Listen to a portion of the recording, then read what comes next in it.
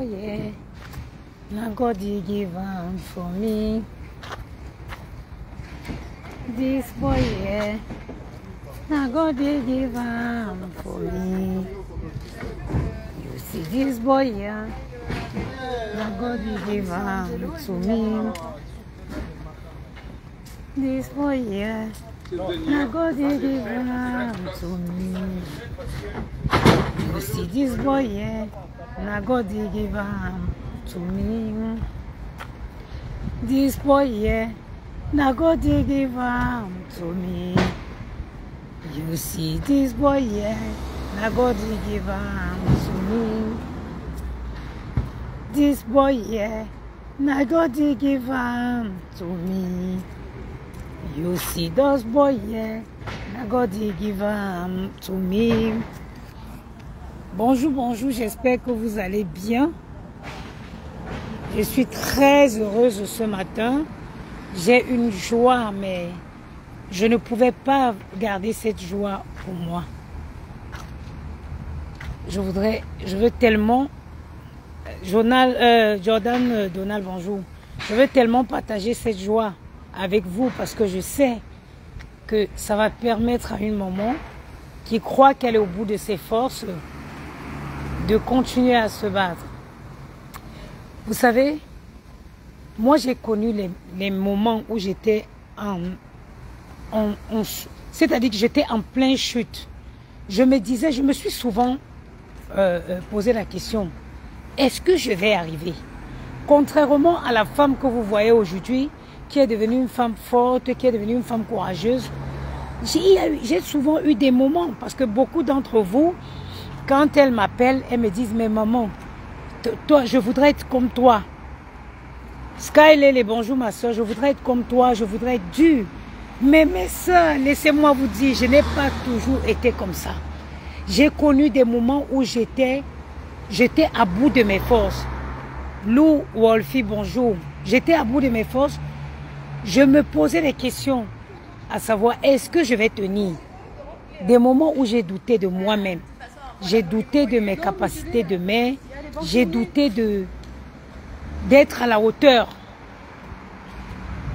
Mais malgré ça, malgré ces moments difficiles, malgré ces moments de doute, vous savez, j'ai toujours eu cet esprit maternel qui me disait à moi, tu peux, tu vas y arriver, tu peux, tu vas y arriver. J'ai eu Maël. J'ai été seule avec Maël. J'ai rencontré le papa de Gianni, j'ai eu Gianni. Après, on se séparait. Je me suis retrouvée avec Maël et Gianni seule. Maël et Gianni, il faut savoir, ils ont 2 ans d'écart. Donc, j'avais 2 bébés. Parce que je me rappelle quand je suis sortie de la maternité, je suis revenue ici à la maison. J'avais Maël qui ne comprenait pas pourquoi j'avais un autre bébé. J'avais Gianni qui était encore bébé. En gros, il fallait que je me bats, que je m'occupe de Gianni qui est tout bébé. Et il y avait Maël à côté qui avait besoin encore d'amour parce que Maël, il ne comprenait pas comment subitement Gianni est arrivé. Pourtant que lui et moi, on était 2. Maël, c'est ma pièce d'identité. Il me suivait partout. Il y avait les moments où j'ai eu ce qu'on appelle le baby blues. Des moments où je me suis réveillée, j'ai pleuré. Je pleurais parce que je pensais que j'étais à bout de force. Je pensais que je ne pouvais pas tenir tout seul. Et il y a les moments, je vous promets, croyez-moi, j'ai pensé parfois retourner même avec le père de mon enfant, de Gianni. Il y a les moments où j'ai été tellement fatiguée que je me suis dit, tiens, peut-être l'idéal serait que je retourne avec lui. Je ne vais pas m'en sortir avec les 2 enfants. Ça va être compliqué de gérer les 2 enfants. J'ai été tentée par plus d'une fois de me remettre avec le géniteur de Gianni parce que je me disais que je n'allais pas tenir. Je me disais que je n'allais pas tenir. Mais l'amour que j'avais pour mes enfants, l'amour que j'avais pour ces garçons m'ont donné la force. C'est-à-dire que je me suis lancée comme un défi. J'ai dit, je me promets que je vais y arriver. Je vais y arriver, quels qu'en soient les obstacles. Je sais que ça ne va pas être facile, mais je vais m'accrocher. Je vais m'accrocher, non seulement pour ma propre fierté,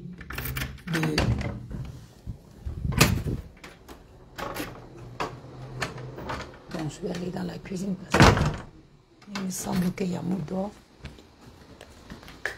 Je vais éteindre, attendez un instant, je vais aller dans la cuisine.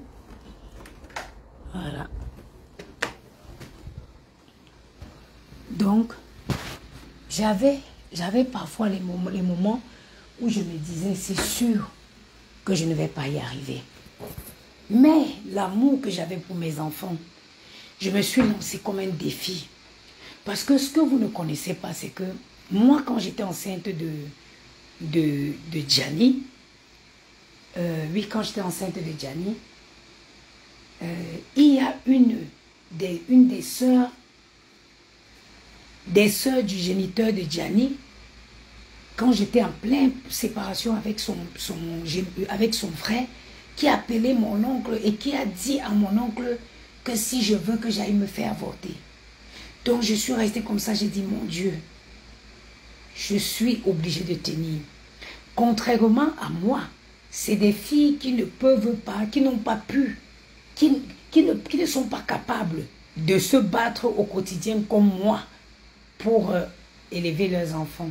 Donc je me suis lancé un défi, j'ai dit, je vais y arriver. Et ce matin, je me réveille, j'étais fatiguée. J'étais fatiguée parce que hier, on est sorti, on était au parc André Citroën, pour ceux qui connaissent dans le 15e. On est arrivé ici sur les coups de 19h par là, j'étais épuisée. Le soleil m'avait grillé, ils étaient à fond à s'amuser avec Yamou. On dirait qu'il ne faisait pas chaud. Moi, j'avais chaud jusqu'à ils voulaient mourir, mais eux, ils n'avaient pas chaud. Donc, je suis rentrée ici, j'étais fatiguée. Ce matin, mon réveil a sonné. Quand mon réveil a sonné, j'ai tourné dans mon lit. J'avais la flemme. Et je ne savais pas, quand Maël a entendu mon réveil sonner, il s'est réveillé et il a réveillé Gianni. Parce que eux, quand ils dorment, je ferme la porte. Il s'est réveillé, il a réveillé Gianni. Et moi, quand je tourne dans le lit et j'arrive dans la salle de bain, je vais dans la chambre, je vois qu'ils ne sont plus dans la chambre. J'ouvre la salle de bain et je vois qu'il avait commencé à donner, il avait mis la brosse, le dentifrice sur la brosse. Et il avait donné à Gianni et les deux, ils étaient en train de se brosser. Quand j'ai ouvert la salle de bain, j'ai vu cette image. Je me suis dit, mon Dieu, mon Dieu, mon Dieu. C'est-à-dire que je me suis dit, Seigneur, Maël est capable déjà d'amener son frère dans la salle de bain pour qu'il se brosse les dents. Et c'était un peu comme si, c'est-à-dire que ça m'a fait comme si j'ai franchi un cap. Le cap de savoir que, voilà, je peux être pressé, mon fils va pouvoir prendre soin de son frère. Ça veut dire qu'il voit mes souffrances, il connaît mes difficultés. Il sait que généralement, quand le réveil sonne, je ne perds pas une minute.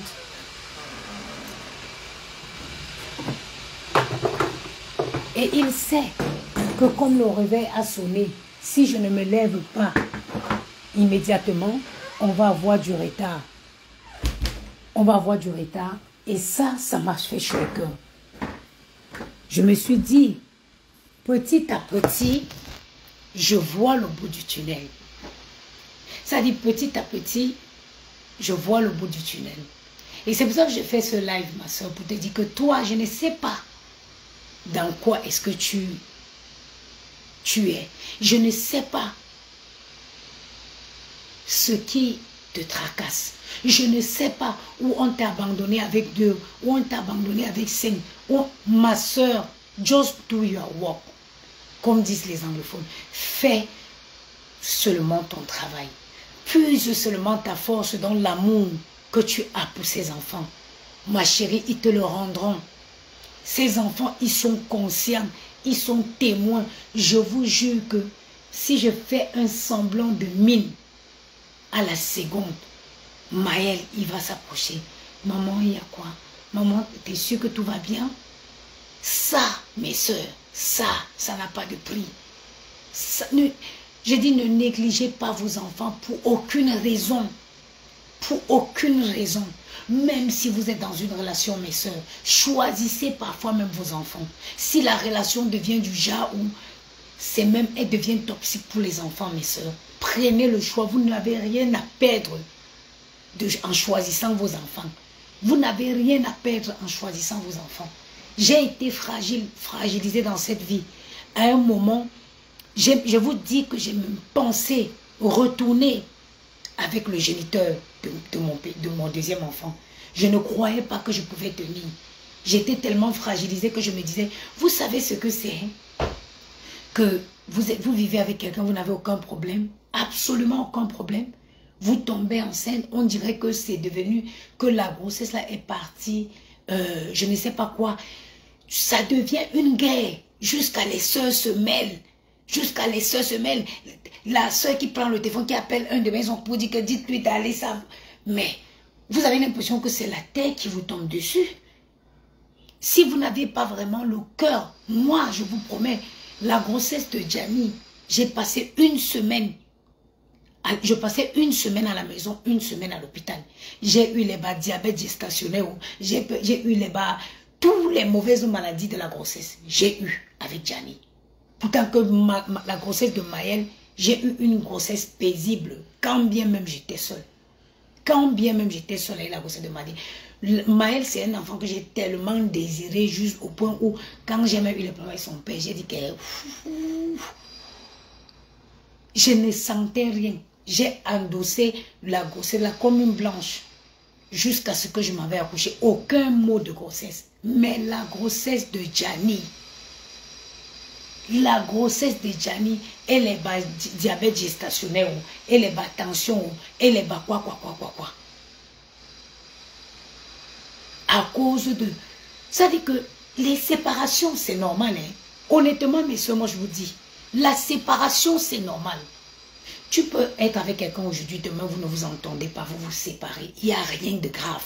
Mais la partie où dans la séparation, les soeurs se mêlent, les gens se mêlent, les autres, c'est ça qui n'est pas bien. C'est ça qui n'est pas bien. Quand je me suis séparée du papa, du géniteur de Gianni, c'est-à-dire que ses propres soeurs ont lancé une cavale, sans me caricaturer et envoyer aux membres de ma famille.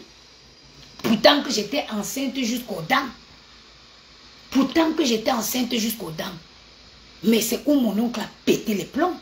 Quand mon oncle a... Il reste... Moi, je ne suis pas quelqu'un... Si on vous demande là que le membre de ma famille, c'est qui? Personne ne peut pas. Parce que même moi, j'ai toujours tenu les membres de ma famille. Ils ont caricaturé les photos, commencé à envoyer aux membres de ma famille. C'est-à-dire que, je vous dis, mes soeurs, il y a les familles que de rentrer dans ces familles-là. Il y a les familles ici dehors que, au lieu de rentrer, bête à vous partez, vous fécondez en Espagne. Vous connaissez d'office que l'enfant là, c'est un enfant de la science. Parce qu'il y a les familles ici qui sont tellement mauvaises en elles-mêmes. Mais je n'ai pas compris, j'étais enceinte jusqu'aux dames. Un matin, ma soeur se réveille. Ils ont caricaturé les photos, envoyées partout aux membres de ma famille. Je suis là comme ça, ma soeur m'appelle. Tout le monde se réveillait le matin chez moi. Les gens étaient sûrs que... Mais les membres de ma famille, ils avaient peur que je peux passer, je peux faire quelque chose de mauvais. Ils sont venus me récupérer Maël. Je vous jure, quand j'étais enceinte, Maël a eu un choc quand j'ai eu Gianni. Pourquoi? Parce que toute ma grossesse, on m'avait pris Maël. Mon oncle, le petit frère de ma mère, avait pris Maël. Parce que j'étais tellement fragilisée qu'il pensait que je pouvais commettre... Il pensait que je pouvais commettre l'irréparable. Ils m'ont pris Maël. Je suis restée enceinte seule avec Gianni. Je suis restée seule avec Gianni à suivre la grossesse de Gianni. Mon oncle a pété les plombs un jour. Il a pris son téléphone, il l'a appelé. Il dit que mais avant que tu ne rentres dans sa vie, on n'avait jamais entendu ce genre de choses. Si tu essayes encore, mon oncle a dit que ça s'arrête, et ta famille et toi, que vous arrêtez ça tout de suite. Parce que si ça ne s'arrête pas, je dis que si ça ne s'arrête pas, et aussitôt que mon oncle avait donné les vectos, parce que mon oncle il était rentré dans une colère noire, aussitôt, ça s'est arrêté. Je vous dis, mes soeurs, je vous parle ici. le papa, comment je vais dire, je n'ai aucune rancune contre le papa de Maël. Je dis bien aucune. Parce que, j'ai dit aucune rancune. La séparation, chacun peut se séparer. On n'est pas obligé d'être ensemble. On n'est pas obligé d'être ensemble. Mais, quand ça décide de terminer, comme en amitié, comme en amour, je le dis tous les jours, partez de bonne paix. C'est moi qui avais mis un terme à cette relation. J'ai dit, j'ai appelé ses soeurs, venez porter ces choses chez moi. Ils ont dit non, j'ai emballé tout, j'ai mis à la poubelle. Parce que ma maison n'est pas une garderie. J'ai dit, c'est bon, vous connaissez la grande gueule des Camerounais. Oh, tu vas me faire quoi? Oh, c'est toi qui vas me dire que c'est toi. J'ai dit, hé, mon frère, viens porter tes affaires chez moi. Il a voulu me dire, oui, c'est toi qui vas décider quand je vais porter. J'ai emballé. Vous connaissez les hormones de grossesse. Vous connaissez les hormones de grossesse. La colère, c'est 100 000 fois. La colère est multipliée fois 10 millions de fois avec les hormones. J'ai emballé. Quand je vous dis j'ai emballé, je parle d'ici, c'est quelqu'un qui, son argent, l'habillement, le géniteur de Gianni, il n'a pas peur d'acheter. C'est quelqu'un qui entre chez Louis Vuitton, il prend 1500 €, il prend une botte, il sort. Et vous dites aujourd'hui que s'il faut calculer ce que j'avais foutu à la poubelle, c'était au-delà même de 30 000 €. J'ai emballé dans les sacs poubelles. J'ai mis dehors. J'ai mis dehors. C'est devenu toute... Tu vois, un frère qui t'écrit pour demander que où sont les choses de mon frère. J'ai dit qu'ils sont au ciel. J'ai dit qu'ils sont au ciel. Quand j'ai dit de venir porter, vous m'avez dit que vous allez venir. Ce n'est pas toi qui va décider quand je pars dans ma maison. Ma maison que je paye avec mon argent. Dans ma maison. J'ai dit que moi, je ne suis pas le genre de fille camerounaise que vous prenez, vous jouez avec là. Ben, j'ai tout libéré, mes placards. J'ai mis ça dans les sacs poubelles. J'ai descendu. Mon plus grand regret, c'est que j'aurais dû même poser ça même dehors. Parce que, à mon avis, il y a de fortes chances que ces choses soient parties à la boiserie. J'aurais dû déposer dehors et voir quelqu'un qui passe et dire ouvre le sac là, mon frère, tu vas voir ce qui est dedans. C'est-à-dire que j'étais enceinte jusqu'à là. Tu vois les filles, les sœurs qui ont accouché. J'ai dit que tu vois les sœurs qui ont accouché. Elles sont là, elles ont les enfants. Elles élèvent leurs enfants. Elles sont là, elles élèvent leurs enfants. Mais elles disent à leurs frères. Mais elles conseillent, elles motivent leurs frères de ne pas voir sa part d'enfant. C'est vrai, moi je ne manque pas sur les gens. Oui, nous avons la mauvaise. C'est moi qui ai dit à celui-là que tu ne verras jamais mon enfant. Je ne veux pas mentir, je vous prends à témoin. Même à Gianni, je le dirai demain. C'est moi qui ai dit, parce que il y a des familles que au lieu de rentrer, non, au lieu de rentrer dans ce genre de famille, bêta, tu vas en Espagne féconder toi-même ton ovule. Et tu sauras au moins que ton enfant, c'est un enfant de la science.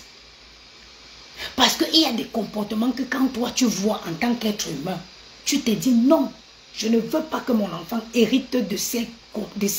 Je ne veux pas que mon enfant soit élevé dans ce genre de famille. Parce que moi, au septembre-ci, on est au mois de septembre, j'ai dépensé au moins 400 € pour inscrire les enfants de l'école. Ça dit que mon frère, il a un enfant qui est à Douala. C'est moi-même qui a contacté la fille. J'ai demandé la scolarité de l'enfant, c'est combien? Elle m'a dit, j'ai fait 80 €, c'est parti. Celle avec qui il est à la maison même. Moi-même, j'ai envoyé l'argent pour qu'elle inscrit les enfants là. Moi, je ne peux jamais laisser le sang de mon frère. J'ai dit, je ne peux jamais laisser le sang de mon frère. Et je ne comprends pas une soeur qui va être là. Son frère a un enfant. Elle préfère, c'est-à-dire que C'est des choses que, moi je sais que beaucoup d'entre vous vivent ça. Vous êtes nombreux qui vivez ça. Mais je veux vous dire, mes soeurs, que ce n'est pas normal. Ce n'est pas normal. Une sœur normale ne peut pas laisser son frère. Une sœur normale ne peut pas laisser son frère, encourager son frère à laisser son enfant. Ce n'est pas normal. C'est les choses qui ne sont pas normales. Tu ne peux pas être en train d'élever tes enfants et tu encourages ton frère à laisser sa part d'enfant. Heureusement pour moi, je suis une femme battante et Dieu m'a fait grâce. Dieu m'a fait grâce parce que moi, vous savez, Dieu bénit chacun en fonction de son cœur. Dieu donne à chacun en fonction de son intérieur. Tu as beau crier, oh, je suis quelqu'un de bien, mais il n'y a que Dieu qui connaît que tu es quelqu'un de bien. Quand vous regardez mes enfants là, il manque de quoi? Je vais vous dire que ça fait 2 mois aujourd'hui que Yamou a entamé la procédure officielle de reconnaissance. Ça fait 2 mois et j'ai laissé qu'il fasse ce qu'on appelle une adoption plénière. Vous savez c'est quoi une adoption plénière?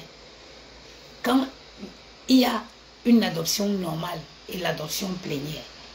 L'adoption plénière, ça veut dire que jamais, au grand jamais, le géniteur ne peut plus jamais venir. Parce que si quelqu'un reconnaît un enfant, et si le géniteur même débarque demain, et qu'il veut reconnaître, il veut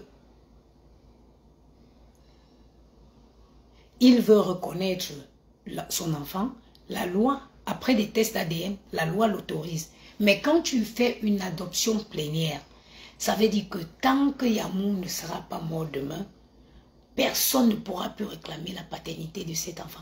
Et je ne vois pas, tout est à l'intérêt de ces enfants, d'être les enfants de Yamou. Parce que sans même ce papier légal, il les aime de tout son cœur. Il les aime comme si c'est lui qui les avait donné la vie. Il les aime comme si... Donc, moi, je me suis dit, quand il m'a demandé, je veux être le papa officiellement des enfants, je n'ai vu aucun mal. Je n'ai vu aucun mal à ce qu'il soit désormais le papa officiellement des beaux gosses. Et ça a été plutôt facile parce que son père est notaire, donc c'est son père qui s'est chargé de faire les démarches. Mais je viens vous parler aujourd'hui, mes soeurs, parce qu'il y a des situations qui peuvent être dramatiques. Vous vous imaginez une femme enceinte, moi je suis enceinte. Les sœurs du géniteur de l'enfant, ils te cherchent, ils te caricaturent partout où ils passent. Dès qu'elles posent les chaises au sol, c'est de toi qu'elles parlent. Des gens pourtant avec qui des gens à qui tu as mangé hier. Ce n'est pas normal, mes soeurs. Si tu vis ça, dis-toi que ce n'est pas normal. C'est des choses qui ne sont pas normales dans la vie. Et quand des gens ont ces mentalités, ça ne sert à rien. Moi, je vous ai tout dit. Laissez que oh, c'est le père de l'enfant. Laissez que oh, c'est le géniteur de l'enfant. Oh, c'est la famille de l'enfant. Il y a certaines familles ce sont eux qui vont détruire vos enfants.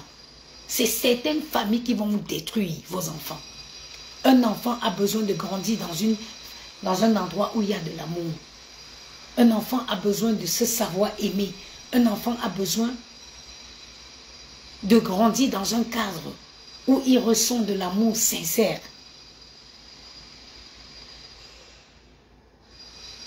Une fille qui... Comment vous voulez que je laisse mon enfant aller voir une fille qui a dit hier qu'il faut qu'on aille, que je m'avais avorté? Je vais venir aujourd'hui, je vais dire, oh oui, oh c'est la famille de mon fils. Jamais de la vie. Over my dead body. J'ai dit à Yamou que c'est adoption plénière. Tout. Ça dit que jusqu'à... On n'en parlera même plus. On n'en parlera plus. Aujourd'hui, ces enfants ont... Excusez-moi, ces enfants, ils sont conscients. Les enfants ils sont témoins de vos efforts. Ils sont témoins de votre sacrifice.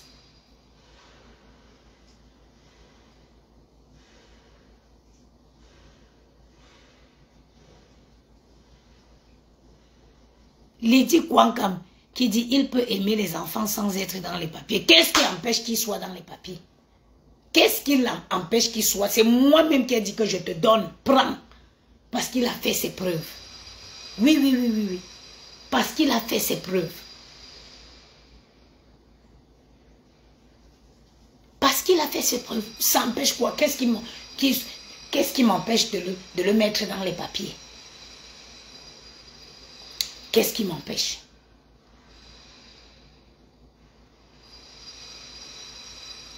Hein? Donc les enfants, les parents qui vont adopter les enfants là, les parents qui quittent, ils vont adopter dans d'autres continents les enfants là.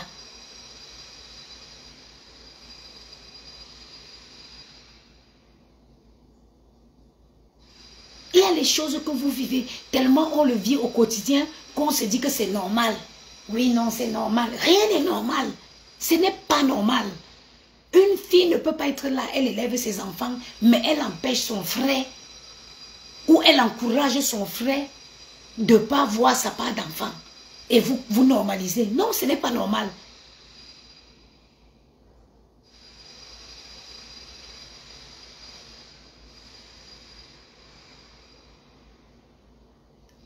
Anita Bray, qu'est-ce qui te fait croire qu'on n'est pas marié? Qu'est-ce qui te fait croire que je ne suis pas mariée?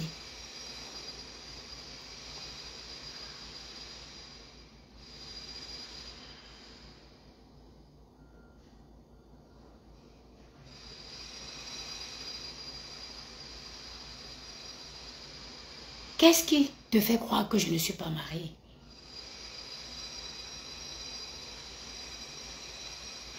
C'est-à-dire que l'homme qui est là aujourd'hui, qui élève ses enfants, qui se soucie de ses enfants, qui les aime, pourquoi je ne devrais pas le laisser prendre le rôle officiel? Pourquoi? Pourquoi?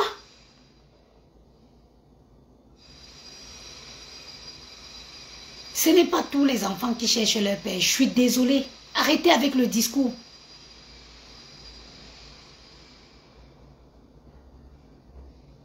Arrêtez avec le discours de « oh, il cherchera son père ». C'est des conneries. Si tu vis, tu élèves tes enfants avec sincérité, avec amour. Ils vivent ton quotidien. Il y en a qui ne cherchent pas. Hein. Il y en a qui ne cherchent pas à savoir. Hein. Il y en a qui ne cherchent pas à savoir. Il y en a qui ne cherchent pas à savoir. Je vais laisser, au lieu que mes enfants portent un nom noble, c'est-à-dire un nom noble, avec des valeurs, intellectuel, qui a tout à apprendre aux enfants, pour dire que oh, c'est les pères des conneries, dégagez avec ça. Si c'était autant important, une femme ne se lèverait pas aller en Espagne payer 50 000 euros, payer 5 000 euros pour se faire féconder.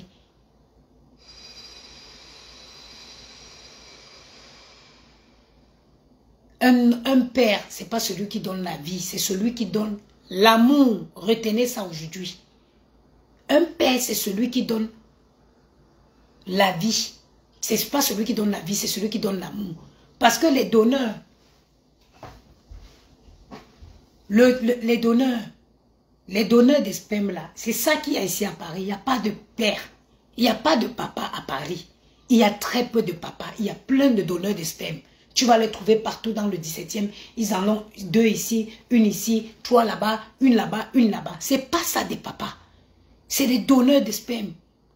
Un papa, c'est celui qui se réveille le matin. C'est celui qui se réveille le matin, qui prend soin de l'enfant, qui accompagne l'enfant à l'école, qui accompagne l'enfant au centre de loisirs, qui connaît les besoins des enfants.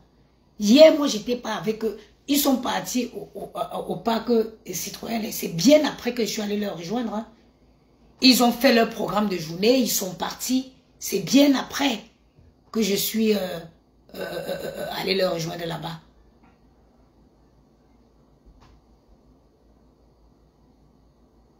Vous venez me parler de quoi?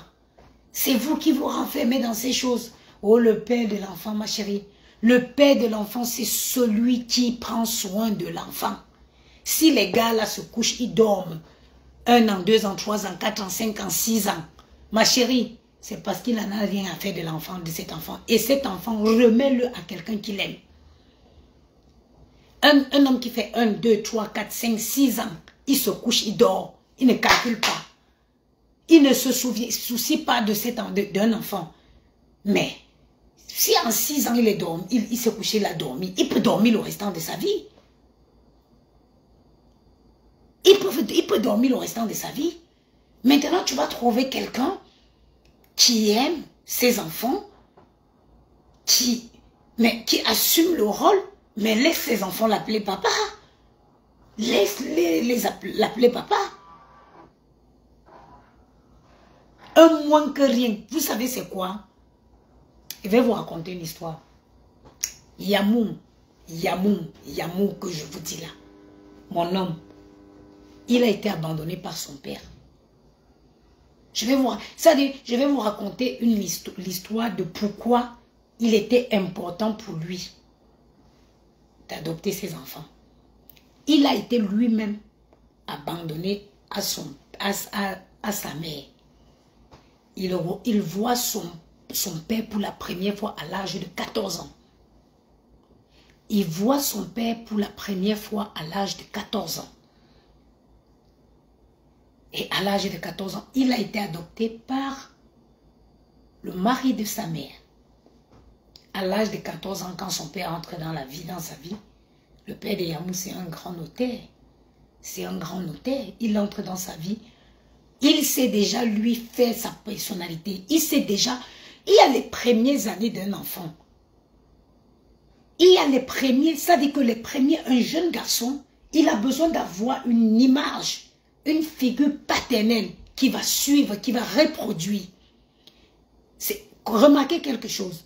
Les enfants qui naissent dans la violence, les garçons que leurs parents violentaient leur maman, forcément seront violents demain. Forcément, ils seront violents demain. Alors, quand un enfant, un jeune garçon, il a besoin d'avoir une figure représentative. Il a besoin d'avoir quelqu'un à qui il va ressembler. Il ne va pas me ressembler, moi, à sa maman. Il veut quelqu'un qui va le montrer, qui va l'amener dans la vie active. Alors, quand son papa revient à l'âge de 16 ans, il s'est déjà fait une vie. Il porte le nom du mari de sa mère. Alors, son papa vient, donc, il demande de le reconnaître. Il a dit non. Il a dit à son père non. Non, absolument pas, j'ai un père. Et jusqu'aujourd'hui, son géniteur est là, il se voit, vu qu'il a refusé de porter son nom, il a pu s'organiser à lui faire des donations et tout, mais son père officiellement c'est le mari de sa mère. Ils ne sont même plus, sa mère même est divorcée, est séparée divorcée de son père, mais ça reste son père. Hein. Ils ont des bonnes relations, il l'appelle Noël, il passe ici, une partie ici, ils vont passer une autre là-bas.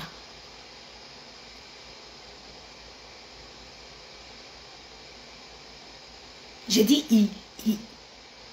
il passe ici, il va passer ici, il va passer. Quand bien ils ne sont plus ensemble.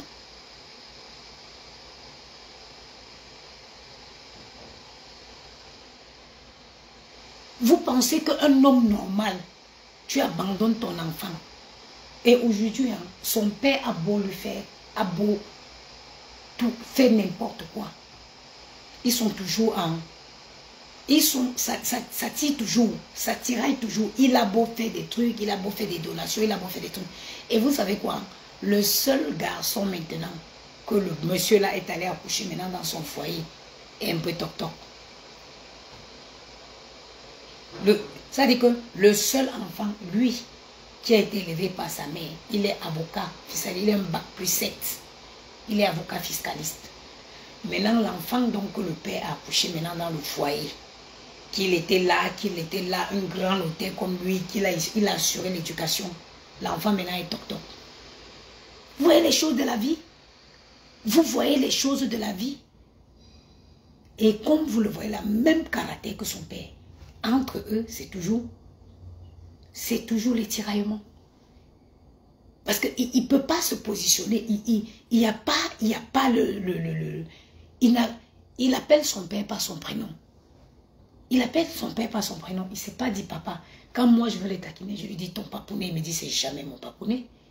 À 14 ans, tu viens trouver un enfant. Il sait fabriquer sa personnalité. Il sait déjà faire sa vie. Tu vas venir ajouter quoi dans sa vie?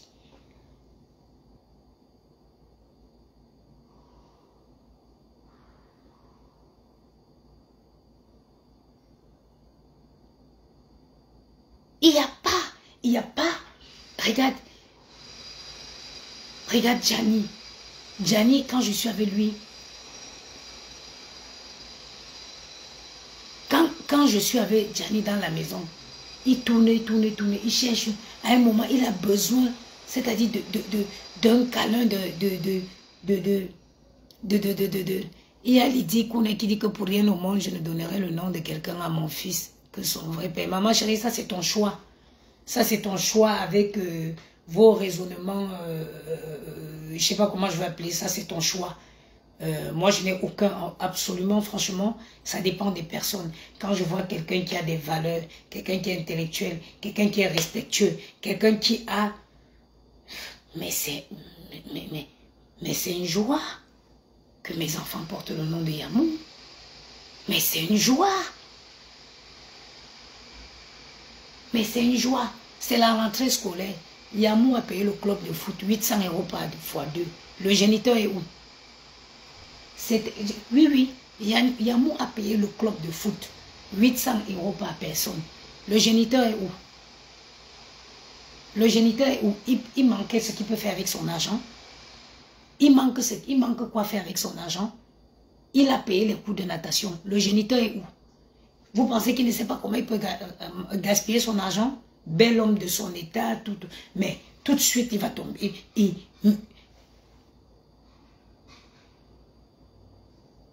c'est n'importe quoi. Ces enfants, ils voient. Ils voient. Ils sont là, ils voient tes souffrances. Ils voient cet homme qu'ils appellent tonton. Qui est là, qui se soucie. Oh, et là, il est toujours en train de faire plein d'activités. Mais je suis une femme bénie si Yamou élève mes enfants. Plein d'activités. Quand il fait chaud, c'est déjà le week-end, avant le week-end, on a déjà un programme d'activités. On va faire ci, on va faire ça, on va faire ci, on va faire ça. Je vais laisser. Parce qu'un chien était venu gratter ses couilles sur moi et qu'il m'a versé, il m'a laissé sa semence que ça a donné un enfant. Je ne vais pas laisser un monsieur comme ça inculquer des valeurs à mes enfants pour qu'un moins que rien qui était venu gratter ses couilles sur moi, il m'a laissé sa semence que dit que c'est un enfant, c'est le père. Vous parlez de quoi là même? Je ne savais pas qu'en 2023, il y avait des femmes encore inconscientes à ce point. Je ne savais pas qu'il y avait des femmes encore inconscientes. Et je ne peux jamais donner le père de mon enfant, le nom de mon enfant à quelqu'un. Quelqu'un qui? Donc tu penses que parce que quelqu'un est venu bouger ses vieilles fesses sur moi, il m'a laissé sa semence et qu'il part comme ça, il se volatilise dans la nature. Je vais laisser un monsieur comme celui-ci, plein de valeurs, plein d'amour à donner. Que non, un gars, il ne peut pas, il ne peut pas, il ne peut pas, je ne peux pas de malchance. Magali, je te dis que Magali Renaud, tu parles de quoi? Aujourd'hui, quand je m'assois, je me dis heureusement, heureusement, heureusement,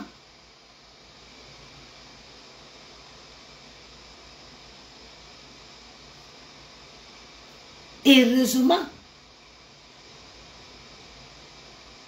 Donnez-moi une autre qui dit que donc c'est l'argent de ce monsieur que tu cherches. Tu as entendu parler d'argent où? Moi, depuis que je suis assis ici, j'ai mentionné d'argent. Je te parle des valeurs. Je te parle de l'intellect. Je te parle des valeurs, je te parle de l'intellect. Hein? C'est tout ce que je voudrais que mes enfants... Je voudrais élever des messieurs comme lui. Je veux élever des messieurs comme cet homme-là. Qui lui aussi a été élevé par sa mère. Et vous savez quoi? Le plus grand regret de son père aujourd'hui, le plus grand regret de son père aujourd'hui, c'est de ne pas avoir été là. Parce qu'il est sorti jeune, le meilleur jeune fiscaliste. Parce qu'en France, il y a les concours qu'on fait, les avocats fiscalistes. Il est sorti le meilleur jeune fiscaliste. Son père était content. Mais ses amis lui disaient, bah, écoutez, hein, tu n'étais pas là. Hein. Quand il disait à ses amis que c'est mon fils, on dit, c'est ton fils comment il s'appelle, il n'a pas ton nom. Il n'a pas ton nom. Le plus grand, c'est-à-dire que l'enfant, maintenant que son père a élevé dans le foyer, qu'il s'est marié, il a été là, il a élevé, l'enfant est toc-toc. L'enfant est toc-toc, c'est maintenant l'enfant qui l'a abandonné là. C'est lui maintenant qui est sorti. C'est lui qui est sorti exactement comme lui. Intellectuel comme lui. Donc, ce message c'est pour vous, mes frères. Si moi je te parle là.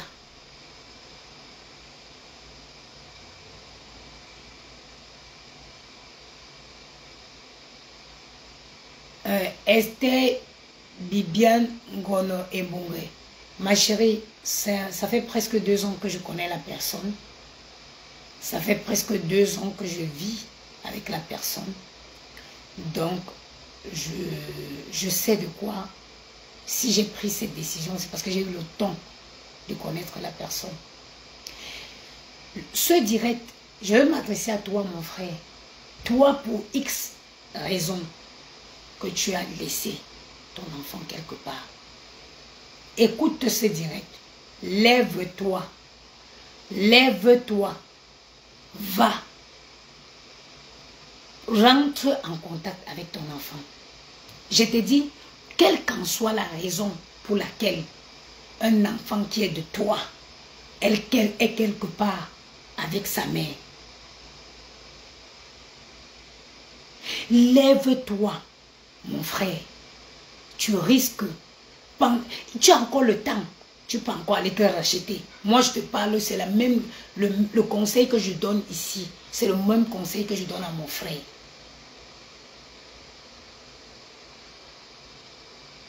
Va prendre contact avec ton fils. Vous savez, vous pouvez avoir des relations très cordiales avec les mamans. Hein. Vous pouvez avoir des relations très cordiales, mais vraiment, vous vous en tenez que à la relation qui vous lie avec l'enfant. C'est vraiment du genre, est-ce que ça va? C'est la rentrée scolaire, tu demandes à la maman, tu as besoin que j'achète quoi? Qu'est-ce qu'il faut? Les baskets, je m'en occupe de quoi? Elle te dit, donne la liste, tu pars, tu fais, tu viens, tu donnes. Juste de temps en temps, ton garçon, c'est un garçon, prends ton fils, va, amène-le chez le coiffeur, fais-le coiffer. Au retour, prends-le un McDo, discute avec lui, c'est tout.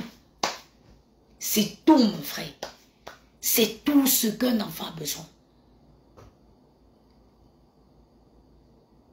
Parce que vous avez tendance à prendre les problèmes. Poutine Amafo, c'est comment? Ça fait longtemps.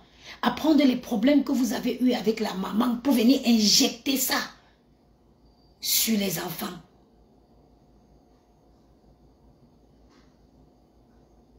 Merci beaucoup, Poutine Amafo.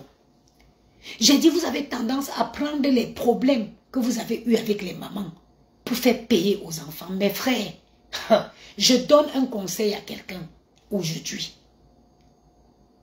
Je donne un conseil à quelqu'un aujourd'hui. Lève-toi, mon frère. Va rentrer en contact avec ton frère, avec ton fils. L'enfant ne demande pas beaucoup. Hein. Nous, les mamans, nous, on les garde, on connaît que c'est notre charge. Une fois de temps en temps par mois, même une fois le mois, passe le chercher, amène-le chez le coiffeur, fais-le coiffer. au retour, prends un McDo, assieds-toi, discute avec lui.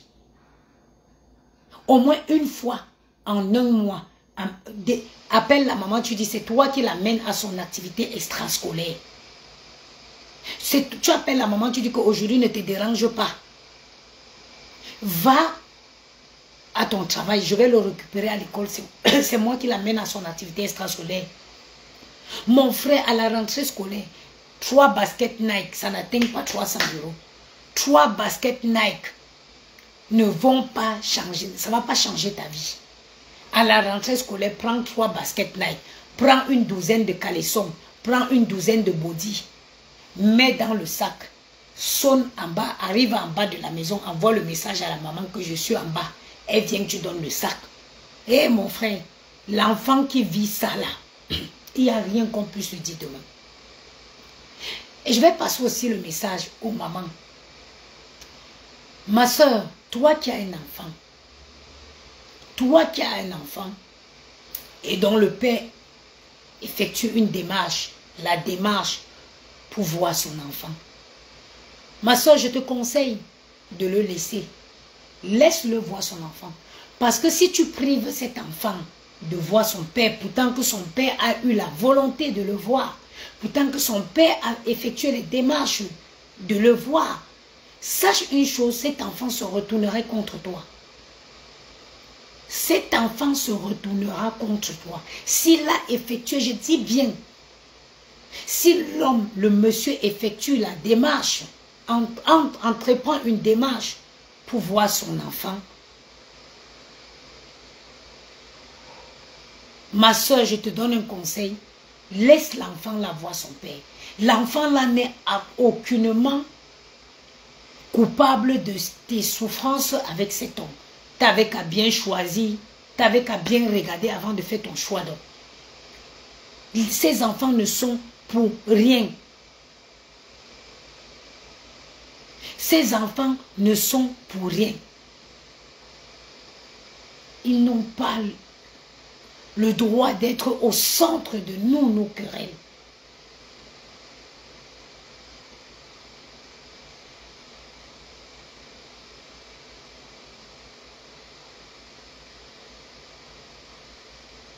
Je dis, ils n'ont rien demandé. Regardez une, ça je parle en français, les gens parlent, c'est-à-dire, quand je dis, écoute, quelqu'un me dit, écoutez, hein, quand je vous dis souvent qu'il y a des gens que je ne comprends pas, quelqu'un dit que c'est fou, je peux me tromper à t'écouter. J'ai l'impression que tu es trop porté sur le matériel et les apparences, l'amour dans tout ça. Où je suis assise là, j'ai parlé de matériel, j'ai parlé d'argent où je suis assise là. Quand je dis qu'un enfant doit acheter 3 paires de baskets à la rentrée à son fils, c'est du matériel ça. L'enfant devait marcher pieds nus pour aller à l'école. Tu ne sais pas que c'est ça le devoir. C'est un papa qui est censé acheter les baskets pour son enfant. Quand je dis qu'il amène l'enfant chez le coiffeur, logiquement c'est un homme qui amène son fils chez le coiffeur.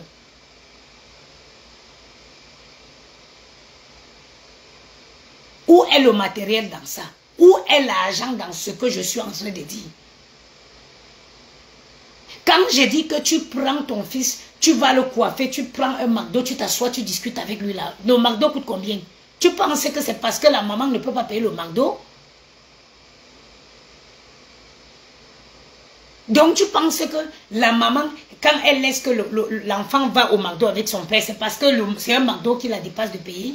Ou tu penses quand je dis que le papa va acheter les baskets, c'est parce que c'est le basket, c'est la maman, c'est la basket qui la dépasse à acheter? Mais c'est parce que c'est le devoir d'un papa.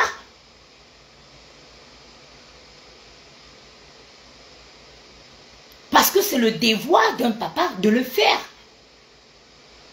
Une maman, elle sait acheter les robes à sa fille.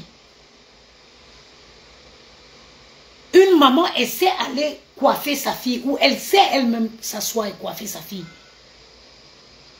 Aujourd'hui, moi, je coiffe mes fils, mais ce n'est pas mon devoir. Ce n'est pas ce que je suis censé faire. C'est normalement le papa qui doit les amener chez le coiffeur le week-end parce que c'est ça son devoir.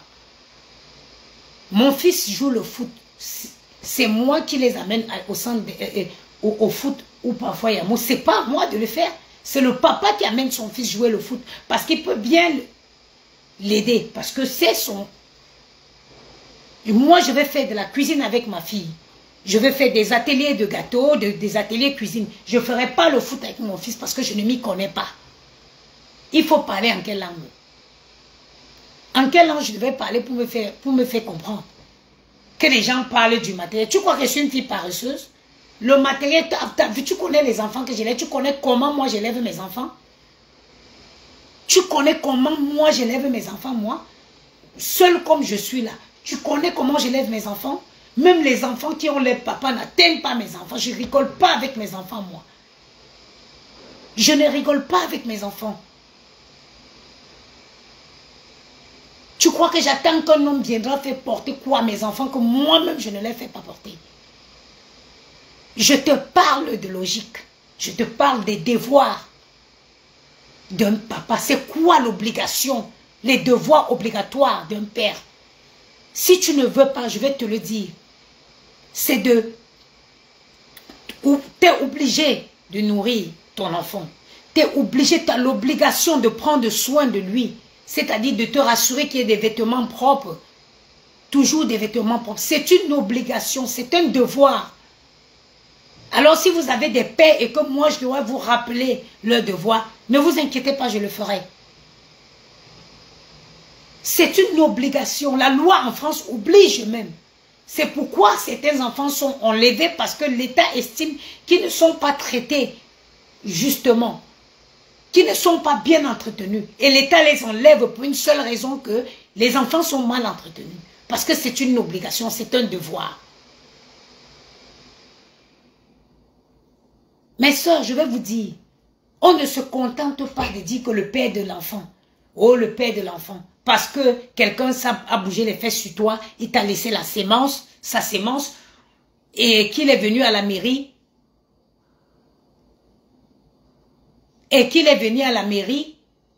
mettre son nom sur l'acte. C'est pas ça être un père. Un père, c'est vivre au quotidien. Veiller à la bonne éducation de l'enfant. Veiller à sa croissance. Préparer l'enfant à entrer dans la vie active. C'est ça. Même un enfant qui a de l'amour, un enfant qui a quelqu'un qui se réveille tous les matins, qui dit à mon fils, t'es beau, mon fils, t'es courageux, j'étais comme toi, tu me ressembles. Ça, c'est important pour un enfant. Ça, c'est important. Les parents sont les premières personnes. C'est la première confiance de l'enfant. Un parent, c'est toi qui dois fonder une confiance ferme en ton fils. Tu dois lui dire, t'es courageux, tu me ressembles. Qu'est-ce que tu me ressembles quand j'étais comme ça, quand j'étais petit? L'enfant va grandir, il a une image. Il a un idole. On est nombreuses à élever des enfants vides. Des enfants vides émotionnellement. Des papas qui ne sont pas là. Qui sont dans la maison mais qui ne sont pas présents dans la vie des enfants. Il y a des femmes ici qui ont les enfants, ils vivent dans la maison avec des hommes. C'est elles qui courent encore après le boulot parce qu'il faut qu'elle amène l'enfant au centre de loisirs. Elle court après le boulot parce qu'il faut qu'elle amène l'enfant chez le médecin pourtant qu'elle vit dans la maison avec un homme. C'est pas ça un papa.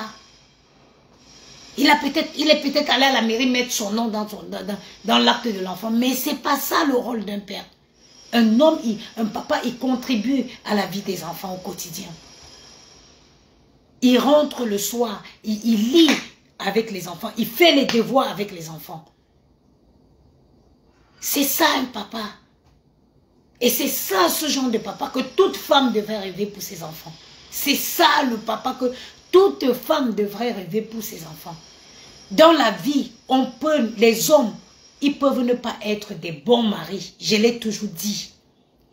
Un homme peut ne pas être un bon mari, mais être un bon père.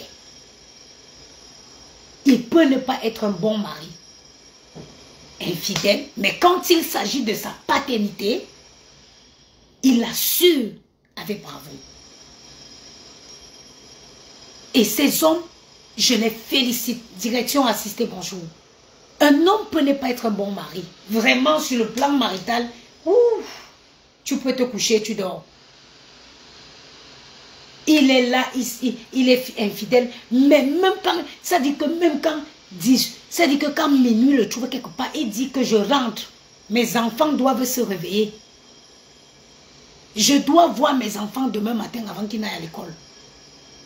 Ça, c'est ça les papas. Et moi, j'encourage une femme de rester avec ce genre d'homme. Je vais te dire, ma soeur, il n'est pas un bon mari, mais il est un bon père. Reste avec le père. Laisse l'homme là élever ses enfants. Voilà le genre d'homme que, voilà le genre de déception qu'on accepte dans la vie. Le genre d'homme qui n'est pas un bon mari peut faire tous les conneries, mais quand il s'agit de ses enfants, il ne s'amuse pas avec. Il ne joue pas avec ses enfants. Parce que, je suis désolée, mais dans la vie, on ne peut pas tout avoir. C'est soit tu es un bon mari, tu n'as pas un bon père. Soit tu es un bon père et tu n'as pas un bon mari. Un enfant, il a besoin d'être ressourcé. Il a besoin de source. Une source, ça veut dire qu'il a besoin de quelque chose sur quoi s'accrocher. On est nombreuses à élever des enfants vides. Des enfants émotionnellement vides. Il n'a pas une figure paternelle sur qui. Une figure paternelle à recopier. Il a eu un père dans la maison, mais il a eu un homme dans sa maison, mais qui n'a jamais vraiment été là à jouer le rôle de père. À être cette idole que le petit garçon veut ressembler. Quand Gianni, on dit à Gianni, dessine ta famille. Gianni, il va me dessiner, il va se dessiner, il va dessiner tonton Pierre avec sa robe d'avocat. Quand on lui demande que tu veux être quoi demain, il te dit que je vais être avocat. Et moi-même, rien que le côté intellect que Yamou apporte à ses enfants. Quand tu entends Maël parler, tu n'as pas l'impression que tu parles, que c'est un petit garçon de 6 ans qui parle. Quand tu entends Maël, il a une belle allocution et on nous a fait la remarque à l'école. C'est parce qu'il est avec quelqu'un qui tient un bon discours. Quelqu'un qui tient un bon discours. Et il apprend. Moi, aujourd'hui, j'essaie moi-même de faire des efforts. Moi, je lis beaucoup. J'essaie d'améliorer mon allocution parce que c'est contagieux. Un enfant qui écoute toujours des gros mots qui fuitent n'importe comment à la maison, c'est normal qu'il le reproduise. Contrairement à un enfant qui est éduqué dans une famille où on parle un français soutenu, mais il grandit avec ça. Moi, j'ai de la chance d'avoir un homme comme Yamou dans la vie de mes enfants. C'est même une grâce. Qui donne le goût de la poésie, le goût de la lecture. Il donne aux enfants le goût. J'ai bien dit l'élocution, ma chérie. Merci. Il donne le goût de la poésie, le goût de la lecture à un enfant. Aussi jeune, tu vois un enfant qui commence à avoir la passion pour la lecture. Mais je ne pouvais pas rêver mieux. Vous pensez que je vais rester là pour like, dreaming. Là, le père de mon enfant, le père de mon enfant. Ma chérie, un père, c'est celui qui est présent dans la vie des enfants. Un père, c'est celui qui est là. C'est pas celui qui va venir à 14 ans plus tard, comme dans les films. Comme tu regardes souvent un film, tu vois on écrit 14 years later. 14 ans plus tard. Il apparaît avec son gros ventre, avec les pieds qui sont dus au sol. C'est où il commence à parler depuis. Il vient revendiquer sa fraternité, sa paternité. Minalmi. Minalmi. Il revient 14 ans plus tard. Il vient revendiquer sa paternité.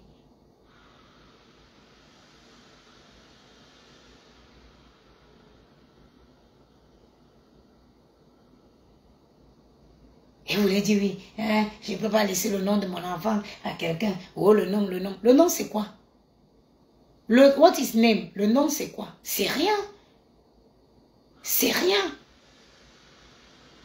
Le nom, c'est rien. Le nom, c'est que sur un papier. Maintenant, l'éducation. Un enfant qui grandit avec confiance avec une confiance en lui.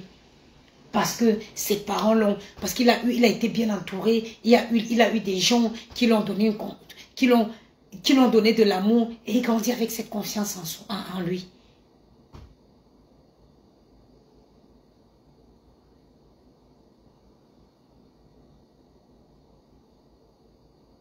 Si vous avez, il y a des filles aussi, hein, il y a des femmes aussi qui empêchent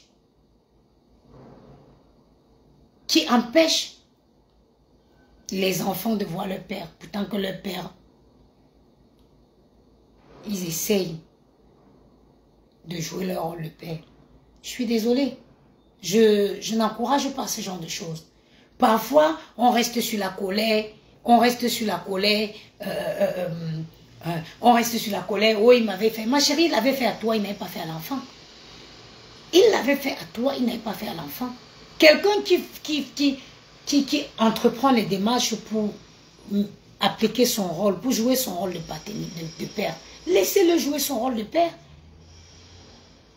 C'est pas parce que tu as eu tes antécédents avec lui que l'enfant doit payer ça. Non, ton besoin n'est pas le besoin de l'enfant. L'enfant a besoin de ce père-là. Du moment où la personne lui-même fait des démarches pour voir son enfant, laisse-le. Instaure les relations vraiment respectueuses, cordiales entre lui et toi. Mais pour ceux qui abandonnent là, comme vous abandonnez, vous partez là, continuez seulement. Ne faites pas le film nigérien 40 years later. Quand vous partez là, partez. Parce que vous êtes des champions à partir comme ça et puis réapparaître quelques temps plus tard, 40 years later, pour déstabiliser ces enfants-là. Vous êtes partis, ils ont trouvé leur équilibre aux côtés de quelqu'un d'autre. Mais qui bille, ça veut dire que ainsi soit.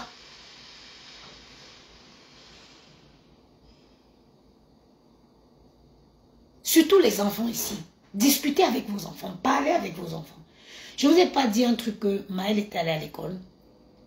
Il a dit qu'il n'avait pas de père. Un jour, je faisais un live comme ça ici. Hein. Comme vous entendez les enfants de Bénissi. Si vous vous souvenez, le live est encore sur ma page. Je ne sais pas ce qu'on parlait. Je lui ai dit que ton père, tu n'as pas de père. Ton père est mi-mort, mi-vivant. Tac! Il a porté, il est parti à l'école avec. Il est allé à l'école, il a dit que son père est un peu mort, un peu vivant. Il reste, on me convoque à l'école.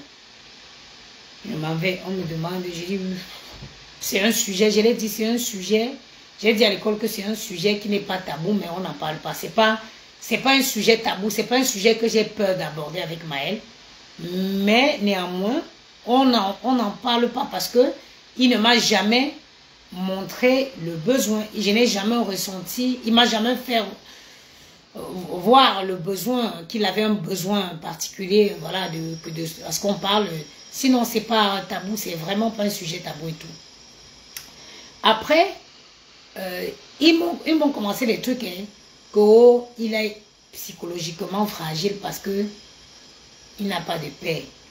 Je vous ai raconté cette histoire, j'ai intervenu dans le live de mes coucous.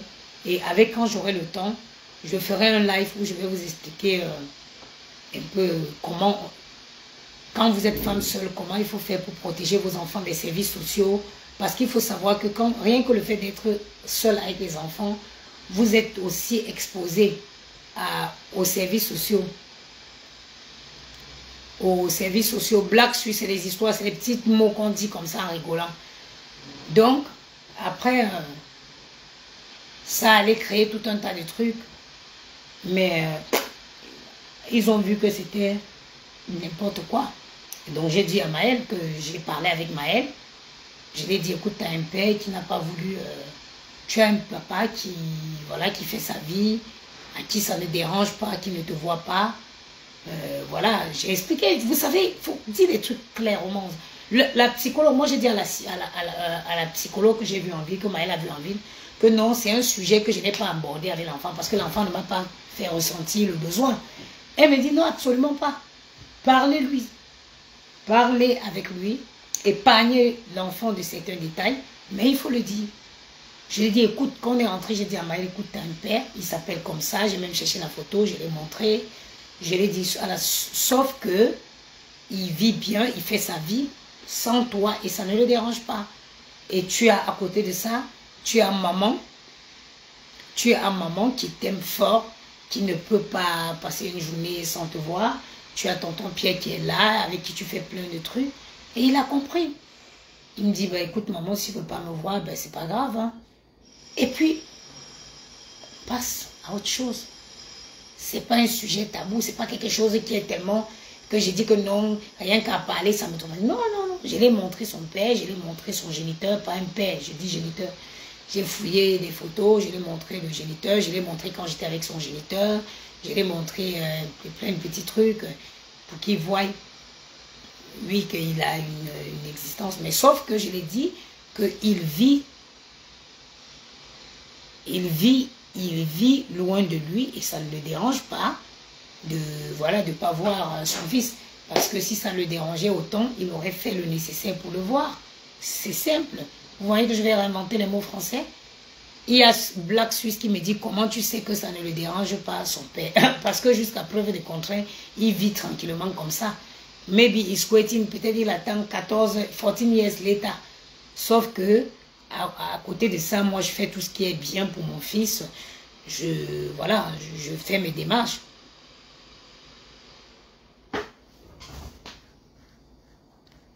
Mais Daniel Olivier, mais pourquoi vous voulez qu'on invente les histoires? Il y a Daniel Olivier qui, comment vous pouvez dire à un enfant que son père ne veut pas le voir? Mais vous voulez qu'on invente les histoires? On n'invente rien. S'il voulait le voir, il l'aurait vu. Pourquoi vous voulez qu'on invente les histoires? C'est justement ce que le psychologue dit, de ne pas lui cacher la vérité, de lui dire la vérité. Oui, oui, oui, oui. Le psychologue m'a demandé, moi je n'avais jamais parlé de ça avec lui, hein. J'avais jamais parlé de ça, mais le psychologue m'a dit, dites à l'enfant la vérité. Voilà. Il n'y a pas de cachotterie. C'est un spécialiste, il sait c'est quoi la psychologie. Il m'a dit, vous le dites la vérité. Et depuis que j'ai dit à l'enfant, tout se passe plutôt bien. Hein. Tout se passe très bien. Il sait que, voilà, il a sa maman. Il sait qu'il a sa maman qui pour rien au monde, je ne pourrais même pas passer une demi-journée sans le voir. Il sait qu'il y a tonton Pierre qui est là, qui l'aime. Merci Astrid. Ils veulent toujours qu'on invente les histoires. Je n'invente rien. Je n'inventerai jamais rien. Je dis à l'enfant la vérité. Et encore, j'ai même essayé d'arranger. J'ai dit à l'enfant que il ne te voit pas et ça ne le dérange pas. Et il est où il est, il fait sa vie. Oui, oui, oui. Parce que s'il a l'idée, vous me dites que oh, pourquoi tu peux demander à l'enfant que je sens, ça dit que derrière le profil là, je vois un Camerounais, je vois la qualité des Camerounais là. Hein, pourquoi tu veux dire à l'enfant que son père ne veut pas le voir? Parce que s'il voulait le voir, il sait, il aurait fait les démarches pour. Hein? Je ne veux pas mentir pour traumatiser. Je vais élever mes enfants dans la vérité, dans la transparence. Oui, oui, oui. Je ne vais pas commencer à faire... mais si la force est tranquille, je ne vais pas commencer à dire que oui, oh, à quoi tu as choisi. Je me chango, demain, je vais te réveiller que tu avais dit oh.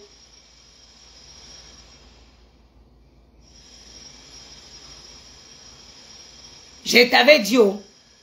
Je t'avais dit depuis que tu avais 6 ans. Dieu me tue. Paris est petit, ils tous y vivent dans Paris. Paris, c'est comme ça. Parfois, ils sont même avec Yamou, on se croise même. On se croise même. Mais chérie, traumatiser un enfant, ça coûte rien. Dis la vérité. Mais l'amour, seulement, c'est-à-dire que tu vas dire la vérité à l'enfant que le papa n'est pas là. Mais quand il voit l'amour que tu le donnes, quand il voit les efforts que tu fais pour lui, quand il voit comment tu te sacrifies. Parfois, je rentre du travail ici le matin. Vous savez, pour vous savez qu'il travaille de nuit. Parfois, je rentre, je veux me coucher comme ça. Quand Gianni fait le bruit dans la chambre, Maël dit, ouais, Gianni, arrête de faire le bruit. Maman dort, maman travaille toute la nuit. Hey, je ne peux pas rêver mieux d'avoir des enfants aussi conscients. Parce que je les ai conscientisés depuis le bas âge, par la transparence, par la discussion. Tu veux que je lui dise que quoi? Mais non! Le psychologique, c'est les erreurs qu'ils ne vont pas faire. Ils vont vous en vouloir demain.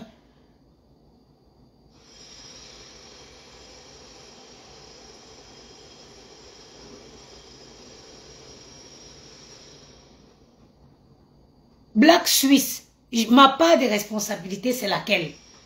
Tu veux que je te raconte mon histoire? L'histoire d'une femme qui sortait avec un homme qui est tombé enceinte. Dès qu'il a su qu'il est tombé enceinte, il a créé des problèmes pour partir. Ma part de responsabilité dans ça, c'est quoi?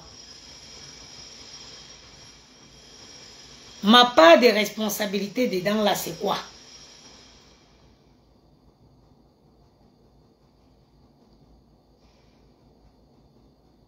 Et heureusement que j'ai tellement désiré Maël. Ça dit que j'ai fait des soins, j'ai suivi des soins hospitaliers, des gros soins médicaux pour avoir Maël. Ça dit que, mais quand je l'ai eu, c'était une grâce. Si je vous montre les photos, moi quand j'ai accouché Maël, à la maternité de Port-Royal. C'est pourquoi moi j'habitais dans le 16e, pourquoi j'ai accouché Maël dans le 14e. Parce que moi j'avais commencé à faire. Ben oui, si tu veux intervenir en audio, il n'y a pas de souci, appelle. Appelle et... Attends, je t'appelle en audio et puis tu réponds en audio. Je t'appelle, il faut répondre en audio. Moi j'ai accouché là parce que je faisais les traitements à la PMA de Port-Royal. Le professeur Chaperon à la PMA, le directeur de la PMA, je crois de la maternité, le professeur Chaperon, c'est chez lui que je suivais les soins d'infertilité avant de tomber enceinte de Maël. Lui-même, il m'avait dit que enceinte naturellement, ce n'était même plus possible. J'avais une trompe bouchée, une autre trompe. J'avais eu une grossesse extra-utérine. On n'a pas supprimé, mais elle était étroite. Donc, scientifiquement, le docteur Chaperon m'avait dit que mes chances de tomber enceinte naturellement étaient rares, qu'on devait procéder à une fécondation in vitro. Mais Dieu n'avait pas dit son dernier mot. Du jour au lendemain, comme ça, je vois que je suis enceinte. C'est-à-dire que Maël, quand j'ai accouché Maël à l'hôpital de Port-Royal, tous les matins, les infirmières, aucune infirmière n'a lavé mon enfant. Mes deux enfants là, je n'ai jamais fait, une infirmière n'a jamais lavé mon enfant pour me dire que voilà comment on lave. J'ai accouché Maël tous les matins. C'est-à-dire que Maël, j'avais acheté les chaussures. C'est-à-dire qu'il y a les chaussures de sortie du ventre. J'ai dit que Maël, si je ramasse une collection de photos de naissance de Maël et poste sur Facebook, j'ai préparé la layette de Maël à plus de 4 000 €. À plus de 4... Dolce Gabbana, Gucci, Fendi. Mais qu'est-ce que je n'avais pas? Tous les matins, les infirmières venaient voir comment j'ai habillé Maël le matin. J'ai dit que quand j'ai accouché comme ça, je me suis levée avec... J'ai fait la césarienne. J'attends le matin, j'ai accouché vers 15 h. Le lendemain matin, j'attends qu'on vienne laver l'enfant. Ils me disent qu'ils ne lavent pas les enfants. J'ai dit, ah d'accord. Quand ils sont partis, j'ai appelé ma tante en vidéo. Je me suis levée comme ça. J'ai pris Maël. Ma tante était en vidéo. Elle m'a dit, fais comme ça, fais comme ça, fais comme ça. J'ai lavé Maël, je l'ai habillé avec ses petits chaussures, ses petits habits. Je connaissais moi où que quand l'enfant vient de naître, il n'a pas chaud. Comme c'était en été, moi j'ai accouché Maël en juin. L'année là, il a fait chaud. J'ai mis le petit débardeur, maman, avec les petites chaussettes. Maman, on est venu m'arracher Maël. Maël il avait fait une hypothermie. On me dit que, je dis il fait chaud. On est venu le prendre, on l'a emballé dans la couverture chauffante. Parce qu'il avait attrapé froid. Je connaissais où.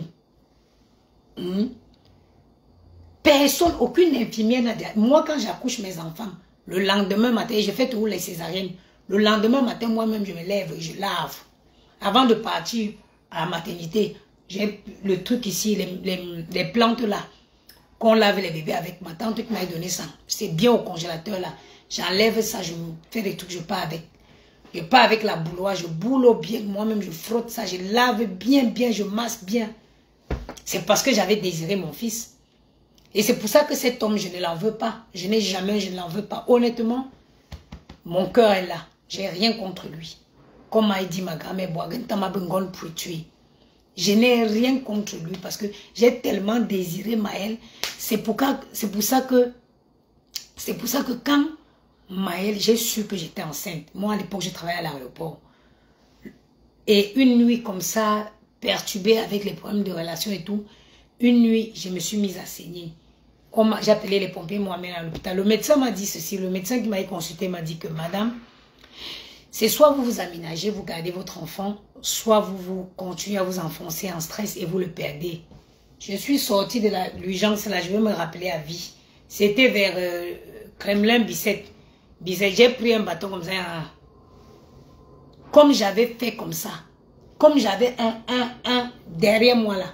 J'ai dit qu'il faut rêver. Et Dieu me voit. Voici mes mains. Je me suis occupée de Maël. Voilà 6 ans que l'enfant là a aujourd'hui. Moi seule. 6 ans. Je me suis toujours battue seule. Je remercie beaucoup ma famille. Je remercie ma famille parce que j'ai les oncles. Mes oncles du coup, les frères de ma mère, les soeurs de ma mère, qui ne m'ont jamais laissé, ils ont toujours été là pour moi. C'est-à-dire que la famille de quelqu'un est important. Ma famille a été d'un soutien inconditionnel. C'est pourquoi ma famille passe avant tout. J'ai eu le soutien de ma famille. À part ça, je me suis toujours occupée de mes enfants seule. Jusqu'à Maël, aujourd'hui, à 6 ans. J'ai fait Gianni, même chose. Enceinte, on s'est séparés. Je suis allée accoucher. Moi, comme je fais les césariennes,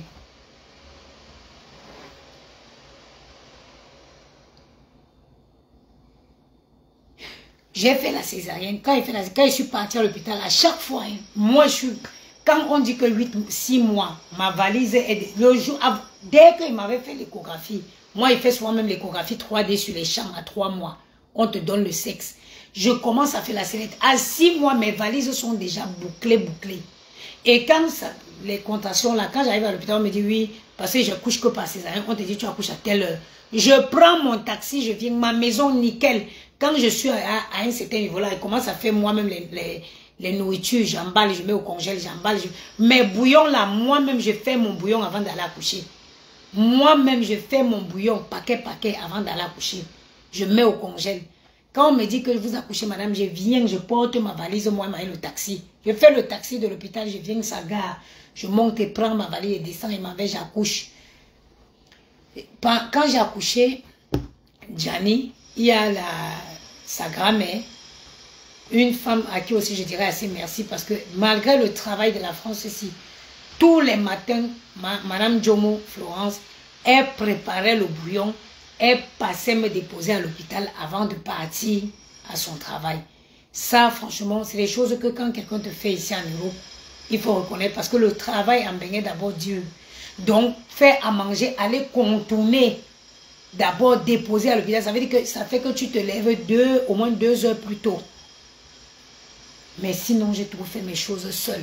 Et quand je reviens à la maison, avant de partir à la maternité, les couches, je stocke. Le lait, je stocke. Donc, quand je reviens à la maison, là, la prochaine sortie, c'est pour aller à la PMI. Parce que j'ai tout stocké. Et quand je viens à la maison, je prends seulement les paquets de bouillon chaud, là. Les paquets de bouillon congelés. Je mets à chauffer et je bois. Ça vous dit que mes enfants, je les ai tellement désirés. J'ai tellement attendu. Gianni, je ne savais pas que j'étais enceinte. Un matin comme ça, je m'avais fait le test, on me dit que je suis enceinte. J'ai dit Dieu merci. Mes garçons, je les ai désirés. Je les aime de tout mon existence. Et c'est cet amour-là qui me donne la force de me battre tous les jours. Vous voyez, je pars travailler à nuit.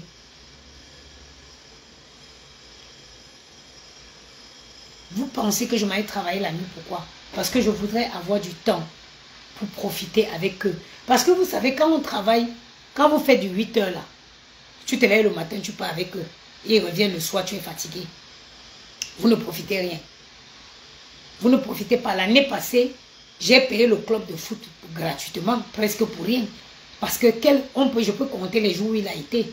Parce que je n'avais pas encore trouvé mon équilibre dans mes oreilles. Aujourd'hui, je sais que je travaille 15 jours le mois. Je pars à 20 heures. Je pars à 20 heures. Je reviens le matin à 8 heures. Quand je reviens, Yamou les a déjà envoyés à l'école. Parfois, quand je travaille pas loin, je peux les trouver. On va les déposer à l'école ensemble. Je reviens, je dors. Quand je me réveille, je leur fais à manger. Et après, je vais faire mes trucs. Et après, je vais les récupérer le soir. Je viens, je leur lave, je leur donne à manger. Ils partent. Après, je pars. Et Yamou reste le maître au lit. Donc, c'est tout ça. Et après, au moins, j'ai 15 jours où je suis à la maison. Où je peux leur prendre comme ça, à l'école. On se fait un petit restaurant. Je peux leur prendre comme ça. On va se balader. On va voir un musée. Les mercredis, comme ça, à Paris, ici, je ne sais pas chez vous. Mais ici, ils vont à l'école même le mercredi. Je peux leur prendre le mercredi. On profite. Je leur prends un peu plus tôt. On va profiter. On se balade dans un musée quand il fait beau. C'est tout ça qui me fait travailler la nuit. Sinon, moi-même, ça ne me plaît pas de travailler la nuit. C'est à cause d'eux. Parce que je vais profiter, je vais être vraiment là le maximum. Je ne veux pas qu'il y ait cette absence-là. Je vais être là. C'est pour ça que j'ai choisi de travailler la nuit. Et ne croyez pas, aujourd'hui, je vous dis, je vois dans le comportement de Maël, je vois comment il se comporte, je vois ses réactions, que mes souffrances ne sont pas allées en vain. Parce que mon fils est tellement conscient, il est plus conscient même qu'un enfant de 10 ans. Il connaît mes souffrances, il connaît mes peines.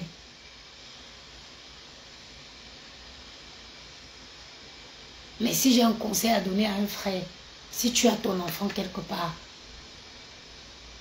si tu as ton enfant quelque part, mon frère, ce qui s'est passé, c'est le passé. Va à la rencontre de ton enfant.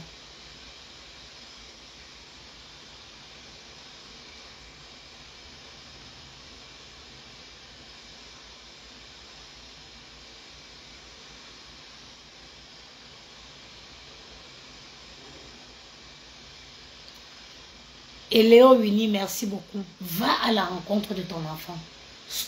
Cet enfant-là, il a besoin de toi. Cet enfant a besoin de toi. Il a besoin de ton amour. Il a besoin de ta confiance. Il a besoin que tu l'instaures une confiance à lui. Laisse ce qui s'est passé avec la mère. Il était où? Pourquoi il devrait payer pour les choses dont il n'est témoin ni d'Adam, ni de loin, ni de près? Si tu avais mis une capote avant de faire tes affaires, il n'aurait pas existé.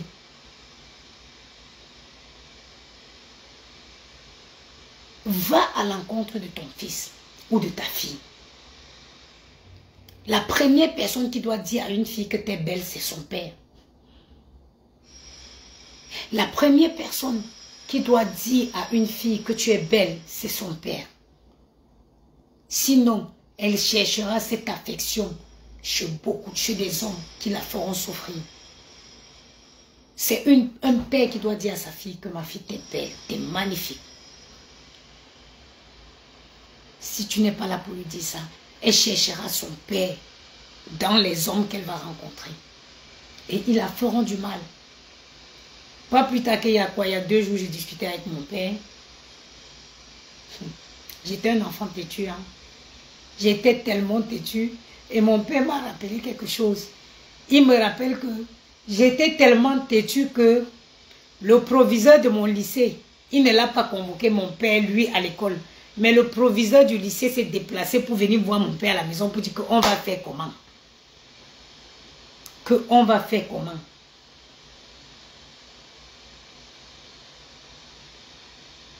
Et puis, on a rigolé. Mon père, il avait beaucoup d'enfants. Hein. Ma mère, mon père avait 2 femmes. Donc, j'ai les frères consanguins qui sont mes aînés. J'ai les frères consanguins qui sont mes aînés. Les gens qui ont vraiment profité de mon père, de l'argent de mon père, parce que mon père travaillait pour le projet scientifique au Cameroun.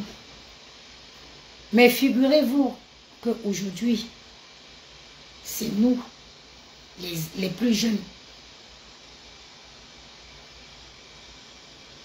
qui s'occupons de notre père. On a rigolé. Il me dit, mais ma femme, il parlait de ma mère. Il me dit, ma femme avait toujours l'habitude de dire que elle sait que si toi tu es bien, ses enfants ne souffriront pas. Malgré que j'étais têtue. Tu sais que quand vous accouchez les enfants, vous connaissez le cœur de chacun. Ma mère savait. J'étais un enfant têtu, mais avec un grand cœur. J'étais un enfant têtu, mais j'étais toujours celle-là qui me souciait. Qui se souciait des autres. Et ma mère disait toujours que je sais que si tu es bien, mes enfants ne souffriront pas. Et mon père, il me l'a rappelé il y a quelques jours.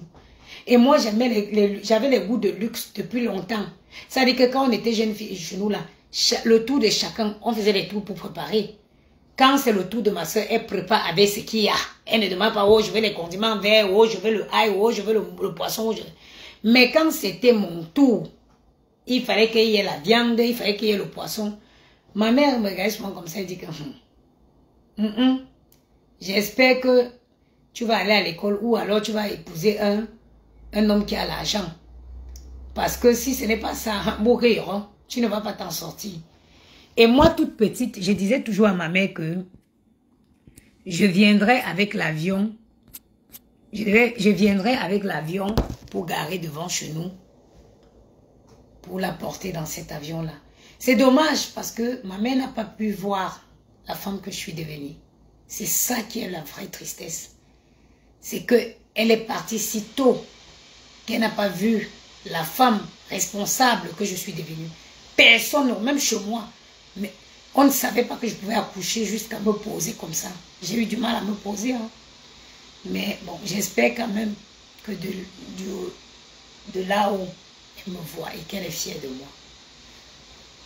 Mes chers frères et sœurs, je vais couper ce direct. Je vais commencer ma journée déjà en allant expédier un colis. J'ai 2 colis qui vont aller en Suisse. Et je vais revenir prendre ma journée. Il y a moi là-bas en train de faire son télétravail. Je vous souhaite tous une excellente journée et je vous souhaite beaucoup de courage. Ne jamais baisser les bras. C'est dur. Si on te dit que c'est, quelqu'un te dit que c'est pas dur, c'est facile, il te ment. Il y a les jours où tu es à bout de force.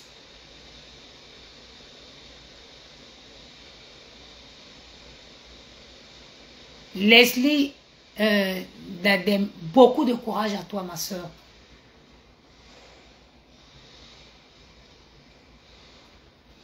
Il y a Stumpe Esther, ma soeur, il est fier de toi. Tant que tu prends soin de tes frères, tant que tu prends soin de ta mère, sois-en sûr que ton père, où il est fier de toi. Je vous souhaite beaucoup de courage. Comme je disais tantôt, si quelqu'un vous dit que c'est facile, il vous ment. C'est pas facile. Il y a les jours où tu es à bout de force. Tu as juste besoin de savoir qu'il y a quelqu'un d'autre dans cette situation, qu'il y a quelqu'un d'autre dans la même situation que toi pour avoir les forces. Et c'est ça que je fais. C'est ça, j'ai posté un message ce matin, une histoire qui a été écrite par Yamou. Hein. C'est Yamou qui m'a écrit la petite histoire. Je voulais poster ça pour vous donner les forces. Savoir que vous n'êtes pas seul dans cet état, dans cette situation. On est tous ensemble et on doit se donner la force. On doit se raconter nos expériences pour se donner mutuellement la force. Oui, maman, il met mon dos. Je suis en accident de travail et je suis tombée au travail l'autre jour. Mais mon dos, ma hanche, quand je me lève, c'est pas facile. Je vous fais plein de bisous et bon courage.